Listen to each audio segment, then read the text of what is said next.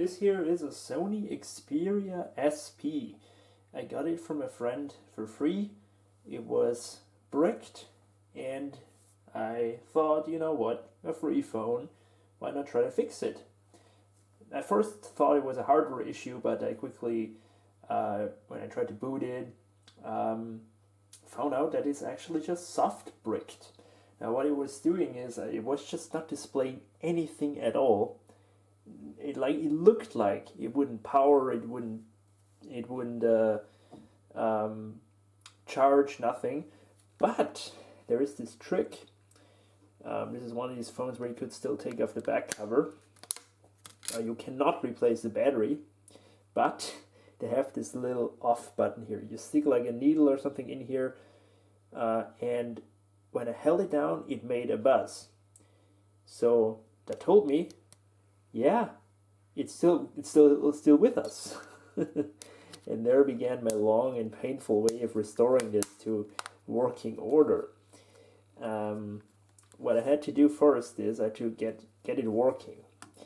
And that first I tried with Sony PC Companion, which didn't work. I tried Xperia Companion, which said it was too old. So it's great job, Sony. Really, you can't restore your phone because it's too old. Like, what the hell? But I found a stock ROM, and I used Flash tool, and I flashed the stock ROM on here. Didn't sound too bad, right? Yeah. Unfortunately, the stock ROM was Android 4.3. It was pretty boring and looked pretty outdated, to be honest. And I thought, you know what? I'm gonna get this a newer Android version with a fresher UI. And there began my real trouble, because I figured out that these Sonys do not have recoveries. The later ones do. I don't know when they started doing this. This I think 2015 or so, or maybe even later. But no, this one didn't have it. So there was no phone. No phone recovery. The boot process was like when it was bricked. There is no recovery. You could just plug it into the Sony software on the computer and repair it that way. Nevertheless, I got something on here. I'll show you that before I show you the operating system. So how did I install the recovery partition? Well, unfortunately, you cannot use the stock TWLRP. Hopefully I said it right. The Team Win Recovery Project. You can't download the stock. You have to download a modified version for this phone. And then you flash not the recovery partition, but you flash the boot in the fast boot command. And the first time I downloaded the stock Team Win Recovery Project file, and I flashed it, and I bricked it again. So it wasn't booting. It was back to the same way like my friend gave it to me. So I went back, installed again the stock ROM. So then I installed finally the TWRP file for the Xperia SP. And then I could finally wipe it. I could install the Miui. So then it was finally flashed. It finally had a custom operating system on it with a recovery, just like a normal phone has. And yeah, I tried Lineage OS, which didn't work. Tried 2 versions of it. Both of them wouldn't install. And yes, I even took the custom one for the SP, because I already know what's up. So always keep that in mind. So I was like, whatever, unless, like, it doesn't matter, but unless I get a more recent Android version on here, I don't care what it is. Like, so I downloaded Miui 8, which is in the back, like, built on Android 6.0.1, which is still not very new, but still way more usable than 4.3 in 2019. So, I booted up right there. Just try to zoom in a little more. Maybe it's better if I turn off that light. Now again, this phone was from 2013, and for this age, it's got normal specs. It's got a dual-core Snapdragon processor, and the real problem is the 1 GB of RAM. 1 GB of RAM, it's kind of low, and the internal 6 GB storage. I mean, yes, you could have an SD card, so fine, but internal 6 GB is pretty low. So yeah, we can use like 3.4 as you see, so not really all that much. But again, as I said, the biggest problem, in my opinion, which this phone has, is the RAM. As you see, it doesn't respond all that well because it's constantly just running out of RAM. I think the old Snapdragon is fine, up to the task of running this system. I mean, I don't expect like cutting edge, crazy launch times and stuff, but I really did expect a little bit more usability. However, maybe I'm just spoiled by modern smartphones, but then again, my daily driver smartphone is an iPhone SE, so I'm not that spoiled like an iPhone XS or iPhone 11 user would be. But never mind, all these modern smartphones, I find them so boring because they're all just fast and that's it. But this one is slow, and so it's a little bit more interesting to experiment with software to get it useful still. I tried a couple of things. First of all, the operating system fully works. We got the camera, which works, as you see. There's the front, which is pretty terrible. The back is a little better. The back is okay. Then we got the speakers, which work. Just looking for the music app. It's there. But as you see, the application response time is, for modern standards, it's not that great. Just play that. But you can actually get used to it, and like the animations are smooth. That is what surprised me a bit, because I thought the whole system is kind of too slow to run this modernish operating system, but that's why my theory is that the processor is just fine with it, but just this 1 GB of RAM, it's constantly fighting and battling against the OS. When I go into the multi-touch switcher here, yeah, you get what I mean, multitasking switcher, here it shows conveniently the RAM usage. And right now we get 371 available of 1 gig, which surprises me that I actually have that much, but I just don't have that demanding apps open. And I close that. Now we are at 400, 407. Yeah, but when I go in like Chrome, let's go in Chrome and see how the web experience is. First of all, well, let's just try to search for something. We just need to wait for it to let it boot up the thing. We get the Google data thing. And let's search for, oh, come on now. Yes, Google. Don't worry about it. Yeah, now I think it's especially bad. Like, the last time I used it wasn't that bad. Gave me the keyboard finally, yes. I'm gonna search. Yes, you see what I mean? The RAM problem. I'm gonna search for Mercedes W124. It's the car I'm looking to buy next year or so. And let's see, how it works. And again, phone from 2013, wasn't top of the line back then. You gotta respect that, but this is, for modern standards and for what you can actually get. I don't know how much they sell for, like $30 or so, but like you just spend a little more you would get like an iPhone 6 or something, and you have a way better internet browsing computer, smartphone thing. Chrome, yeah, not so great. But you might say, and I took that in account as well, Chrome is a RAM guzzler, like a RAM hungry program. And so I decided to try a different browser. Oh, come on, close Chrome. I don't like you. Just close. It's refusing to close? What the hell? God, now it froze. Now it's closed. So let's try Firefox. Unfortunately, Firefox doesn't run with the latest version anymore.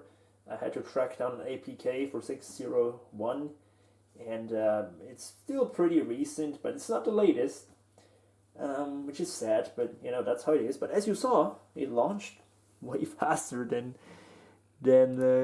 Chrome did. However, the thing with the keyboard, like, the keyboard seems to really take a lot out of it. To bring that up, let's search for the same term here, and as you can see, the typing experience is already a bit better. And boom, it loaded it. Scrolling, well, yeah, still not that good. But once you let it load the thing, you see the Google page worked. Let's go to images. Yeah, there you go. That I consider still useful, like usable. Google search, you might say, you know, not so demanding, and you're totally right. So let's try something else. Let's try to search something on Amazon. Not using the app here, which is a little heavier website. Let's see how that goes. And yeah, bringing that up already took a while. It's better than I thought. Search for here.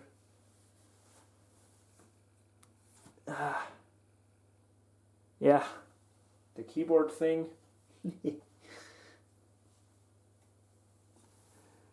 Search for the latest Raspberry Pi. Oh, come on. What did I do wrong? But you got the suggestion right, so let's try that.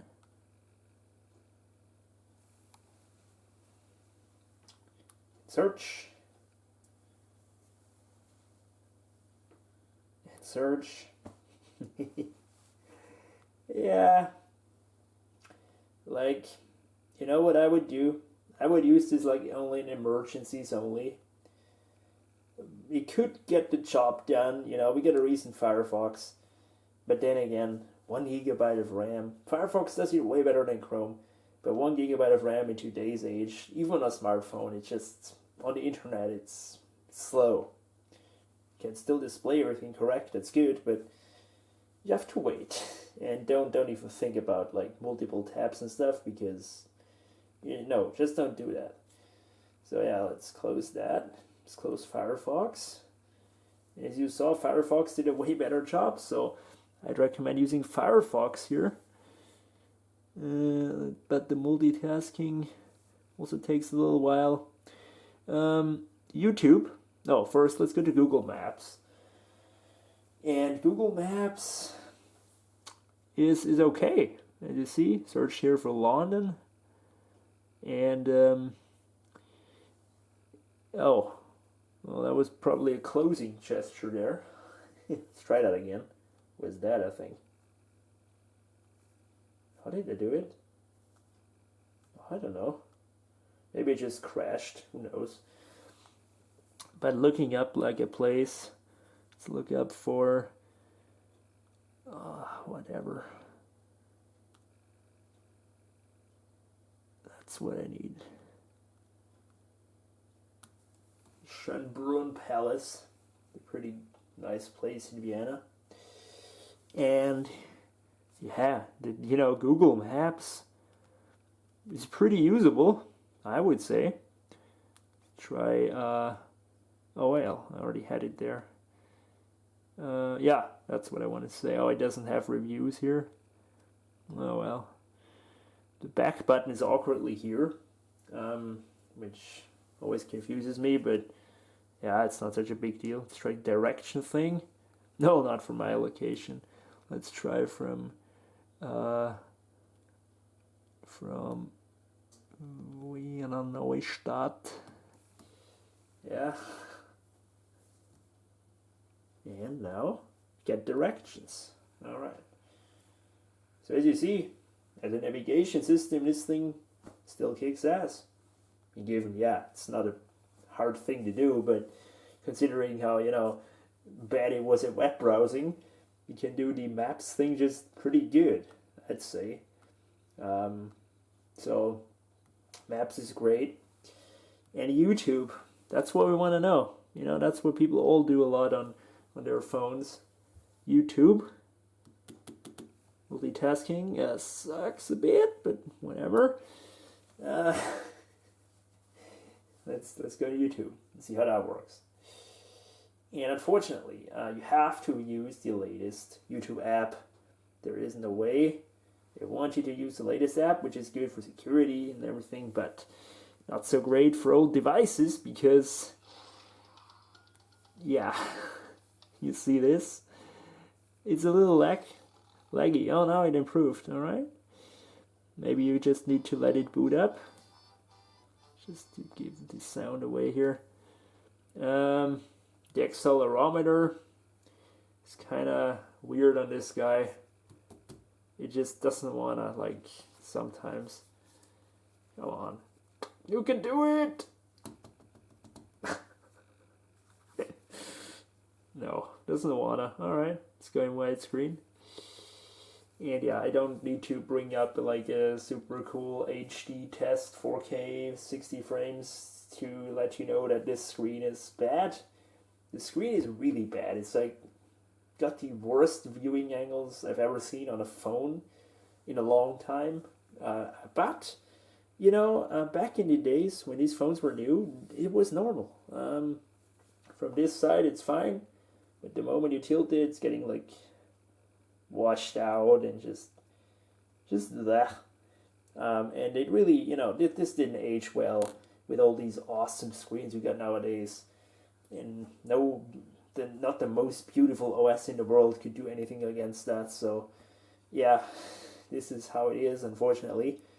Doesn't have any problems, but yeah, it didn't age well. And so yeah, that is YouTube for you. You can play YouTube videos fine, nothing wrong with playing YouTube, and once it's booted, you can even browse it pretty well. So I'd say YouTube, totally doable, just maybe a little more patience than usual. And so yeah, that's what I also tried. Except for the last test here, oh well, let's try AliExpress. Yeah, who doesn't like AliExpress? It's just look up some fake MacBooks or so. But yeah, I don't know why I installed that. It just came up on your recommended list, and I was like, yeah, whatever, just install it. And yeah, I don't call this an extraordinary heavy application, but it really sucks on this phone. I don't know what's taking so much power here, but it's pretty bad. You can see it booted up in I don't know, 15 seconds or so. It's still not everything loaded. And now let's search for MacBook. Again, keyword, delay.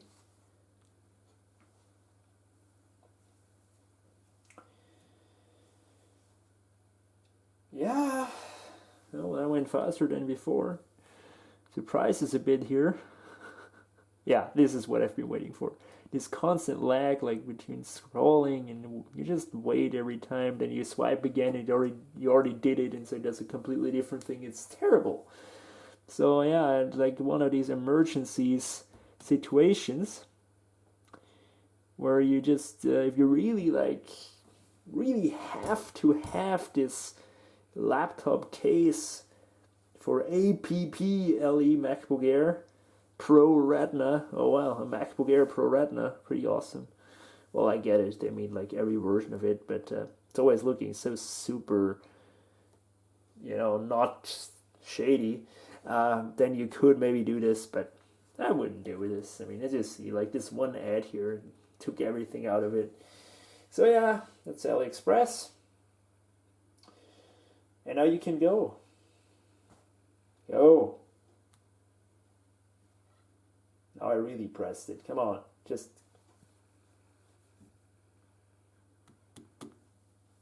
Yeah, now it's gone. Good. So yeah, guys. What is my final verdict on the Sony Xperia SP? Let's ask Ben here if he ever wants to join us here.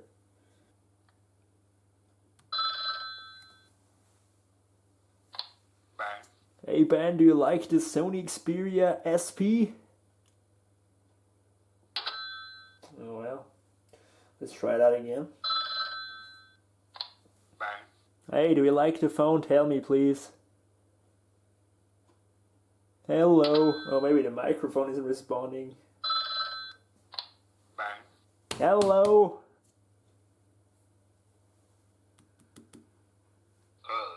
Oh, now he heard something. Do you like the phone? Hello, I'm speaking to you. Hello, I'm speaking to you. Yeah, whatever, guys.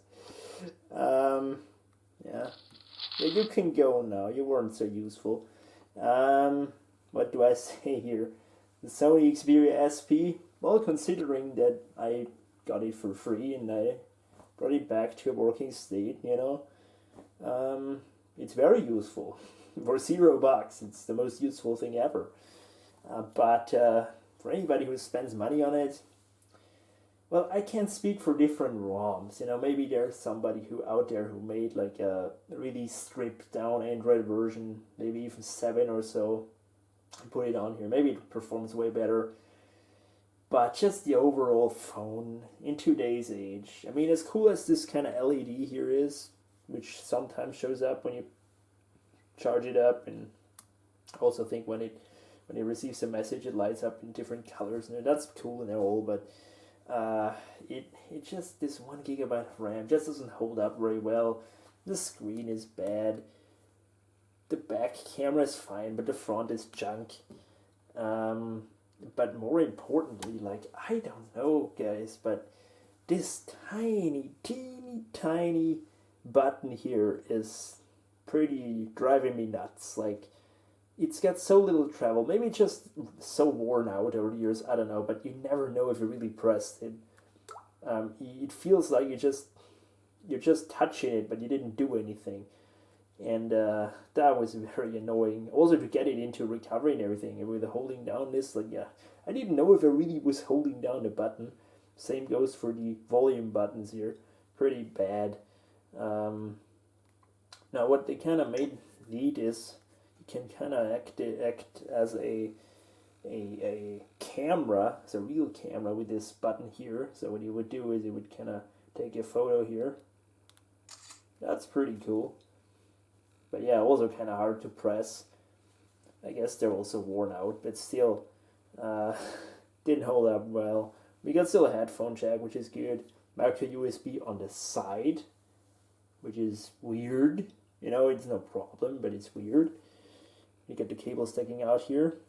And yeah, oh yeah, wrong actually. Here is the headphone port, kind of wedged in there. Looks kind of out of place, but hey, it's still here. I don't complain. And yeah, design-wise, I think it's cool. With this LED thing and everything. And yeah, it's got this little problems on the side, but that's over the years. But I would say, guys, no, if you can buy a different phone, buy a different phone. But if you have this guy around and you got the nerves and the patience with this non-existent recovery thing to flash on here a different ROM, then Miui 8 is a pretty good option.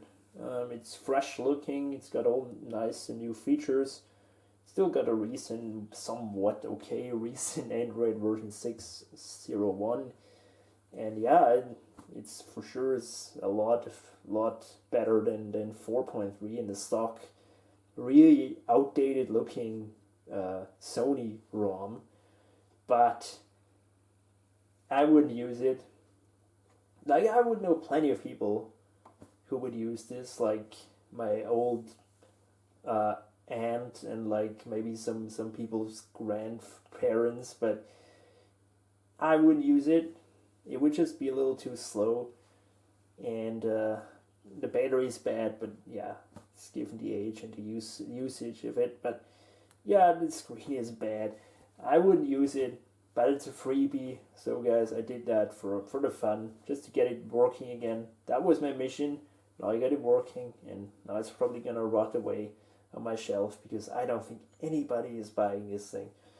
But yeah, still has a micro SD card slot, so you can bump the storage up to whatever you want. It's a thing modern smartphones can't really do. So yeah, that's an advantage. Yeah. So all in all, I like Miui. It's pretty good looking, pretty iOS-ish at some point actually, I would say. But yeah, it's fitting the phone good from the looks perspective. From the performance, well, maybe not so much, but I don't think it's any better with Lineage OS or any other more recent ROM, because 1 GB of RAM, that's your enemy here. So guys, that was my little demo of MIUI 8 on the Xperia SP. And if you have any questions, about how to flash this, or so, I'll try to answer. But yeah, see you later.